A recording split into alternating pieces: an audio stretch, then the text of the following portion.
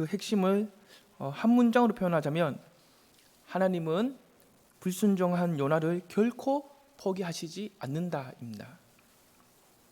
하나님께서는 바다의 큰 폭풍과 배에 있던 사공들과 선장을 통해 요나를 끊임없이 깨우시며 부르셨죠. 이것은 어떤 의미가 있었습니까? 그것은 바로 은혜와 긍휼이 풍성하신 하나님께서 불순종한 그 요나에게 다시 돌아올 수 있는 그 기회를 제공하고 계시는 것이었습니다.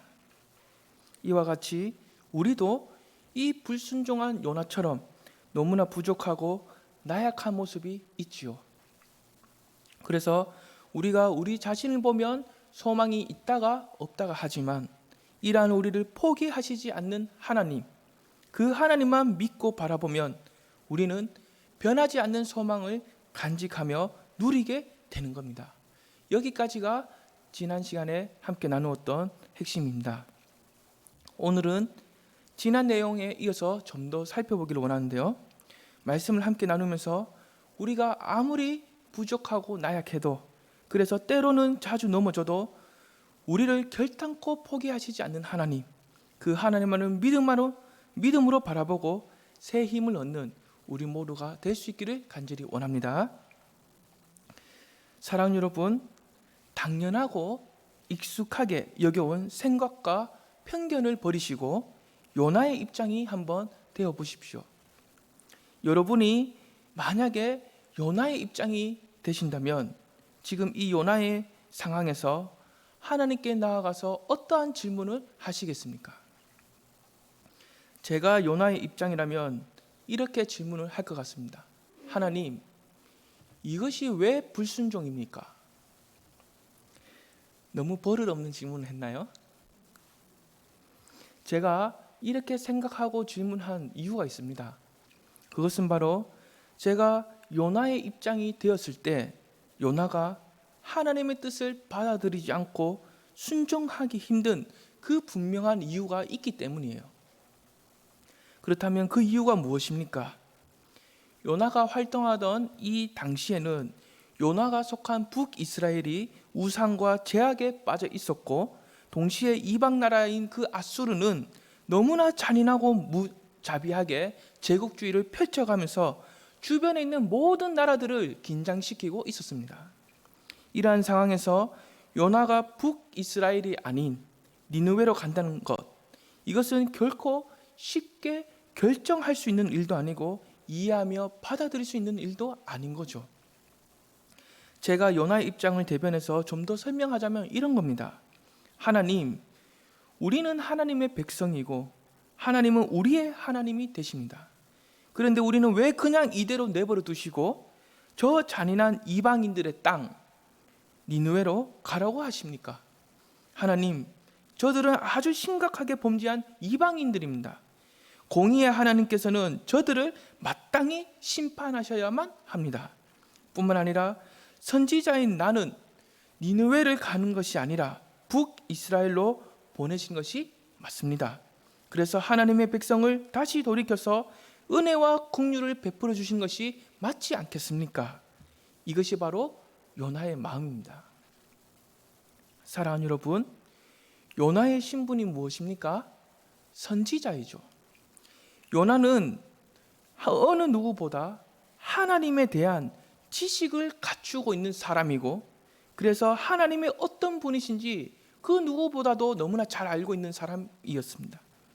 다시 말하자면 자기 백성을 버리시지 않고 은혜와 긍휼을 베푸시는 하나님, 죄에 대하여 심판하시는 공의의 하나님, 또한 이방 민족으로부터 자기 백성을 보호하시는 하나님, 이와 같이 선지자였던 요나는 하나님에 대해서 너무나 잘 알고 있었다라는 거죠. 하지만 이와 같은 선지자 요나가, 하나님에 대해서 너무나 잘 알고 있었던 요나가 하지만 하나님께 어떻게 나아갔습니까? 불순종을 하고 있다는 겁니다. 이러한 요나를 향해서 하나님께서는 어떻게 하셨습니까? 요나를 죄에 빠져 있는 자기 백성에게 보내신 것이 아니라 이방인들에게 보내시죠. 바로 여기서 요나가 하나님을 향한 원망과 불평이 생기게 된 겁니다. 즉, 하나님, 우리는 하나님의 백성인데 왜 이렇게 대우를 하십니까? 선지자인 저는 도저히 이해하고 받아들일 수가 없습니다. 이렇게 반문을 하고 있는 겁니다. 그래서 요나는 어떻게 했습니까? 여호와의 얼굴을 피하려고 했습니다. 다시스로 향하게 되죠. 여기서 재밌는 것은 이스라엘에서 니느웨로 가는 거리가 약 700에서 900km가 된다고 합니다. 다시스로 가는 거리는 3000km라고 합니다. 훨씬 더 먼 거리죠. 대구에서 서울까지가 약 300km로 볼 때 니느웨는 약 2~3배의 거리이고 다시스는 약 10배의 거리가 나옵니다. 훨씬 더 먼 거리입니다. 여기서 우리는 무엇을 발견할 수가 있습니까? 그만큼 이 요나는 훨씬 더 먼 거리에 있는 다시스로 향해 갈 만큼 니느웨로 가는 것이 정말 싫었다라는 거죠. 즉, 니느웨로 가라는 그 말씀만큼은 어떻게 해서든지 순종하기가 싫었고 전혀 이 요나가 굽힐 생각이 없었다라는 겁니다. 사랑하는 여러분, 여기서 우리가 좀 더 깊이 생각해 볼 것은 지금 이 요나는 하나님이 싫어서 불순종하는 것이 아닙니다. 그렇다면 무엇 때문에 이 요나는 불순종하고 있는 겁니까? 그것은 바로 하나님의 그 말씀은 하나님의 백성들에게 가서 회개를 외쳐서 돌이키게 하는 것이 아니라 저 잔인하고 악독한 이방인들에게 가서 회개를 외치고 또 돌이키게 하는 것이기 때문입니다. 그래서 하나님께서는 그 잔인하고 악독한 이방인들에게도 은혜와 긍휼을 또한 용서를 베푸실 것을 요나가 잘 알고 있기 때문이죠. 이것은 요나가 선지자로서 자신의 가지고 있던 그 모든 신학적인 지식과 신앙의 경험과 상식으로 볼 때 이것은 요나가 도저히 이해하며 받아들일 수가 없는 겁니다. 즉, 제가 알고 있는 하나님은 당연히 자기의 백성을 구원하셔야지 왜 이방 민족을 구원하시려고 합니까? 라고 요나가 반문을 하고 있는 겁니다. 사랑하는 여러분, 요나의 입장에서 우리가 한번 생각을 해보면 요나의 이러한 주장과 생각은 전혀 틀린 것은 아니죠. 아주 합리적이고 논리적이고 상식적인 겁니다.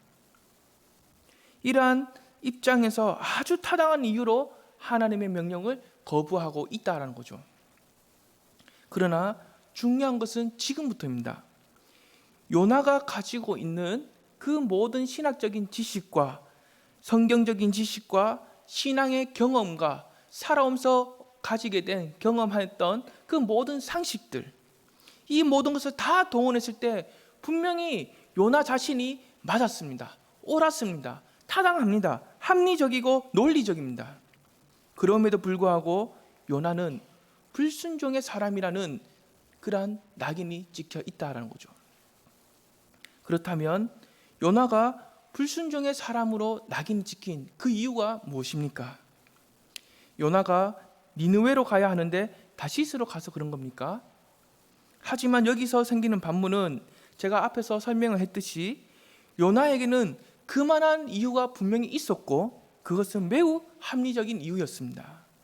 그렇다면 요나는 무엇 때문에 불순종의 사람이라는 낙인이 찍혔을까요? 그 이유는 단 한 가지입니다. 단 한 가지.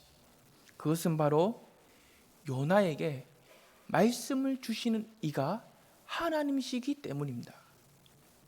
비록 요나 자신의 생각과 주장, 또 자신이 갖고 있는 지식, 이 모든 것이 아무리 옳고 타당하고 합리적이고 논리적인 그 이유와 근거가 있다 하더라도 더 나아가서 자신의 이성으로는 조금도 이해하거나 받아들일 수가 없다 하더라도 상식적으로 전혀 통하지 않는 그러한 말씀이라 할지라도 그 말씀을 요나에게 주신 이가 하나님이시기 때문에 이 이유 하나만으로도 요나는 마땅히 모든 변명과 주장과 이유를 불문하고 항상 순종해야 했다라는 거죠. 사랑하는 여러분, 우리도 마찬가지입니다.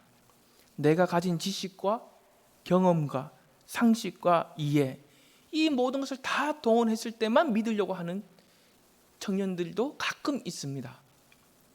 그러나 분명히 내 주장이 합리적이고 옳고 논리적이고 너무나 타당하지만 그럼에도 불구하고 내게 말씀을 주시는 이가 하나님이시기 때문에 내가 받아들일 수가 없고 이해할 수도 없고 상식이 통하지 않아도 마땅히 순종해야만 하는 것, 이것이 바로 저와 여러분이 피조물로서 지켜야 할 그 위치입니다. 그 이유는 내게 말씀을 주신 이는 창조주 하나님이시기 때문이죠. 다시 말하자면 우리가 성경에 기록된 말씀대로 순종하면서 살아가기 위해 그렇게 몸부림을 치고 있는 그 이유가 무엇입니까? 우리가 가진 이 성경을 통해서 우리에게 말씀을 주시는 이가 하나님이심을 믿기 때문입니다.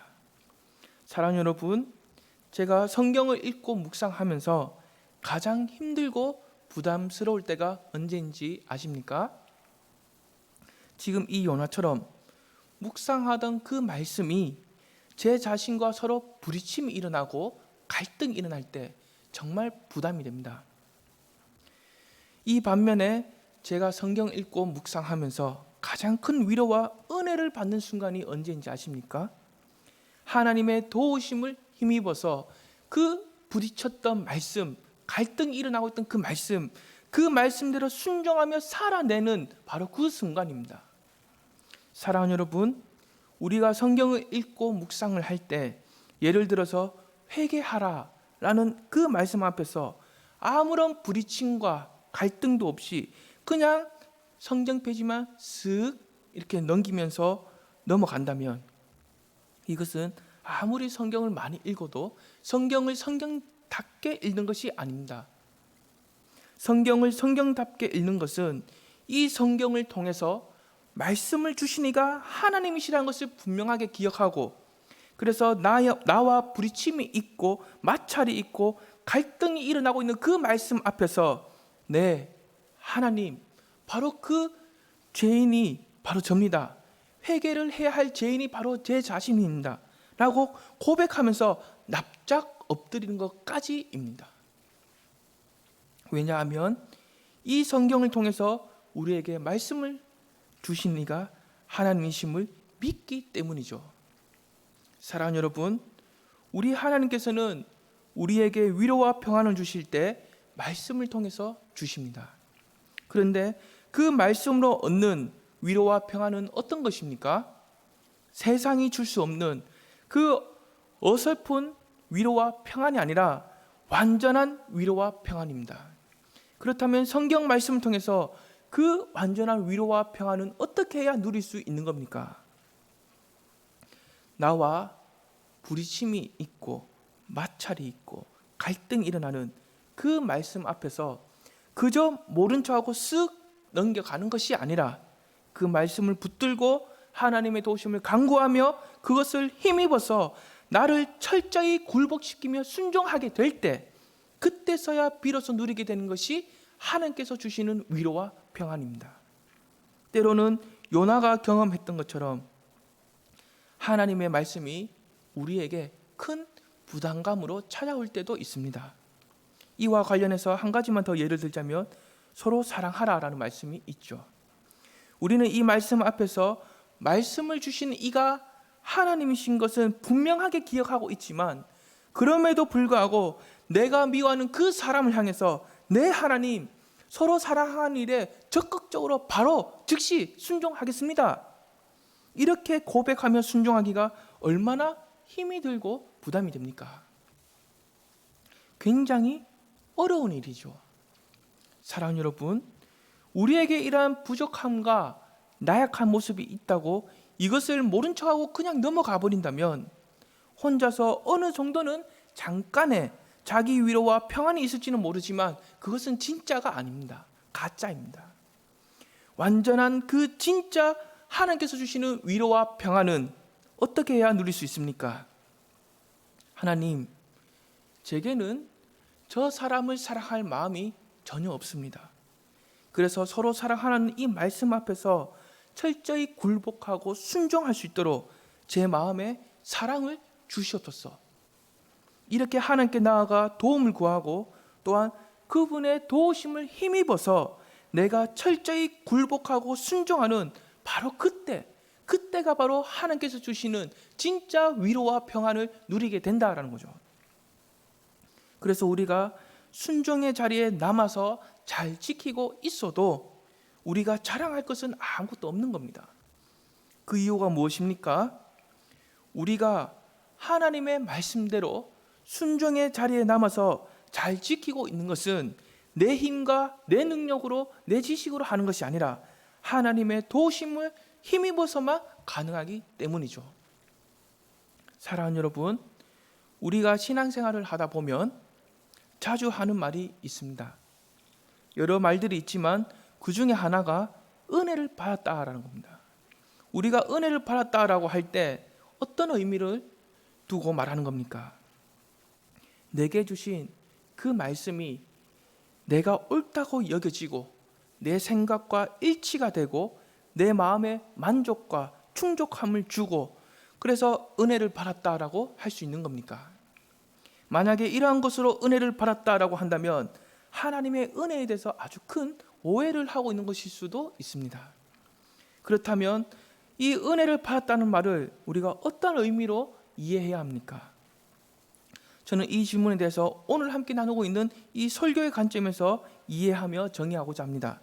즉, 우리가 하나님의 은혜를 받았다라고 할 때는 내 교만과 고집과 주장이 그 말씀 앞에서 철저하게 굴복하며 꺾어지는 겁니다.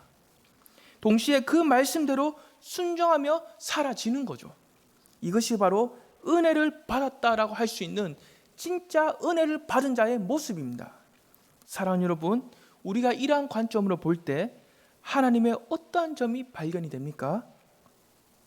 그것은 바로 이 요나가 말씀대로 순종하며 살아가게 되는 그 기회와 은혜를 베푸시기 위해서 모든 것을 다 동원하시는 은혜와 긍휼의 하나님을 발견하게 됩니다.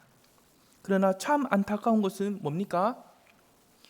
요나가 그 기회와 은혜를 감사함으로 붙들지를 못한다는 거죠. 오히려 배에 있던 그 무리들에게 자신을 어떻게 하라고 합니까? 깊은 바닷속으로 던져라 라고 합니다. 사랑하는 여러분, 요나는 왜 이러한 선택을 했습니까? 저는 그 이유를 요나서 4장 1절에서 4절에서 볼 수 있습니다. 이 본문을 4장 1절에서 4절을 한번 찾아보시면 니느웨 사람들에게 재앙을 내리시지 않는 하나님을 향하여 요나는 분노를 하고 있어요. 4장 3절을 보시면 차라리 내 생명을 거두어 가소서, 사는 것보다 죽는 것이 내게 나읍니다. 그러자 하나님께서는 4절에서 이렇게 말씀하십니다. 네가 성내는 것이 옳으냐? 네가 내게 분노하는 것이 옳으냐?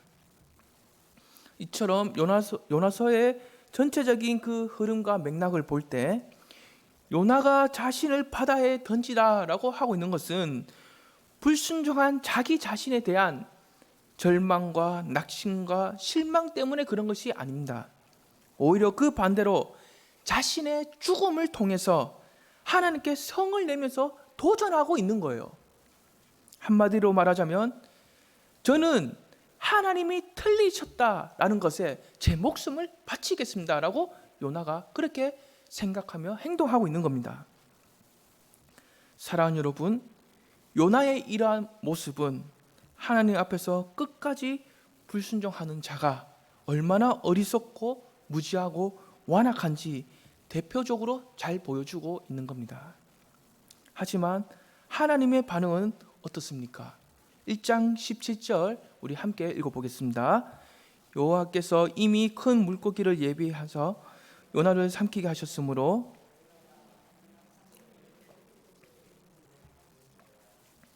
모든 것을 다 아시는 하나님, 그 완전하신 하나님은 이미 큰 물고기를 예비하셨습니다. 그래서 그 어리석고 무지하고 완악한 요나의 생명을 살리시며 지켜주셨습니다. 즉 하나님께서는 그 불순종한 요나를 끝까지 포기하시지 않고 있다라는 거죠. 사랑하는 여러분, 요나서 3장을 읽어보시면 하나님께서는 불순종한 그 요나를 끝까지 포기하시지 않고 결국에는 어떻게 하셨습니까?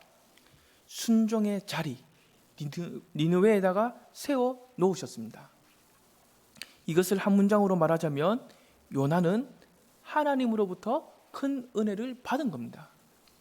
하지만 어떤 문제가 있습니까? 이 요나가 순종의 자리로 세움을 받는 그러한 큰 은혜를 받았지만, 그러한 기회도 누리고 있지만 그것을 전혀 깨닫지 못하고 있다는 거죠. 뿐만 아니라 오히려 자신의 죽음을 통해서 하나님께 성을 내며 도전하고 있다는 겁니다. 그래서 요나서 4장에서 나타나는 그 요나의 모습은 어떤 모습입니까? 하나님을 향한 감사가 전혀 없고 원망과 불평만 남아 있는 거죠. 사랑하는 여러분, 이러한 요나를 대하시는 그 하나님은 어떤 분이십니까? 요나가 자신의 죽음을 통해서 하나님께 성을 내며 도전하고 있어도 하나님께서는 그 요나를 포기하시거나 버리시지 않으셨다는 거죠. 오히려 요나의 모든 부족함과 나약함과 못난 부분을 다 덮고도 남는 크신 긍휼과 사랑과 은혜를 베풀어 주시고 계신다는 거죠. 그래서 하나님께로 나올 수 있는 그 기회를 항상 열어놓고 하나님께서는 그 요나를 기다리고 계신다는 겁니다. 그러므로 오늘 본문에서 나타나는 그 모든 문제는 하나님께 있는 것이 아니라 요나에게 있는 겁니다. 왜냐하면 지금 이 요나는 이미 하나님의 긍휼과 은혜와 기회를 여러 번 받아 누리고 있었지만 자신의 좁은 지식과 주장과 고집 때문에 그것을 감사하며 기쁨으로 누리며 볼 수 있는 그 눈이 열리지 않은 겁니다. 사랑하는 여러분, 우리가 이러한 관점으로 볼 때 요나의 인생은 가치가 있는 인생이 맞습니까? 정말로 이 요나의 인생이 선지자로서 복된 인생을 살아가고 있는 것 맞습니까? 아니면 무가치하고 불행하고 실패한 인생입니까? 여러분의 생각은 어떻습니까? 사랑하는 여러분, 이 요나의 인생은 아주 큰 가치가 있고 너무나 복된 인생입니다. 그렇다면 그 이유가 무엇입니까? 비록 이 요나가 선지자로서 하나님께 순종해야 하지만 불순종을 했습니다. 그럼에도 불구하고 여전히 또 자신의 주장과 고집을 내세우고도 있습니다. 그러나 그 불순종의 자리에서 찾아와 만나주시고 그 요나의 인생에 개입하신 그 하나님 때문에 앞으로의 그의 인생은 너무나 큰 가치가 있고 복됨이 있고 은혜와 소망도 있는 겁니다. 다만 요나 자신이 지금 그것을 모르고 있을 뿐이죠. 사랑하는 여러분, 하나님께서는 요나 한 사람 때문에 모든 것을 다 동원하셨습니다. 이 자체만으로도 요나의 인생은 큰 가치가 있는 거예요. 그러므로 우리가 육신의 두 눈으로 볼 때 한 사람의 인생이 아무리 볼품이 없고 아무리 방탕해 보이고 아무리 나약하고 부족해 보인다 할지라도, 전혀 쓸데가 없어 보이는 사람이라 할지라도 하나님께서 그 인생을 만나시고 개입을 하신다면 그 인생은 하나님으로 인하여 아주 큰 가치와 복됨, 은혜 있는 겁니다. 그래서 우리는 다른 사람의 인생과 신앙의 표면적인 것만 보고 함부로 판단하거나 정죄해서는 안 된다라는 거죠. 사랑하는 여러분, 하나님께 불순종하고 있는 이 요나의 모습은 요나 자신만의 문제가 아니라 지금 여기에 있는 저와 여러분의 모습이기도 합니다. 그럼에도 불구하고 우리가 실망하거나 낙심하거나 절망하지 않는 것은 우리를 만나주시고 개입하신 그 하나님께서 결탄코 저와 여러분을 포기하시지 않기 때문입니다. 사랑하는 여러분, 마지막으로 우리가 한 가지 기억해야 할 것은 하나님께서 우리를 만나주시고 개입하심으로 우리의 인생은 그 어느 것 하나라도 버릴 것이 없다라는 거죠. 아무리 힘들고 어렵고 낭비가 되고 쓸데없는 것처럼 여겨져도 하나님께서는 그 모든 시간과 과정을 통해서 지금의 저와 여러분을 만드셨고 세워놓으셨습니다. 또한 앞으로도 이러한 시간과 과정을 통해서 더 나은 우리, 즉 순종의 사람으로 다듬어 가신다라는 거죠. 우리는 이것을 믿고 확신하면서 우리의 인생을, 우리의 가정을, 우리의 교회를 하나님께서 어떻게 또 펼쳐 가실지, 또한 어떠한 놀라운 일을 행하실지 그 하나님을 기대하며 소망하는 저와 여러분이 될 수 있기를 간절히 원합니다. 기도하겠습니다.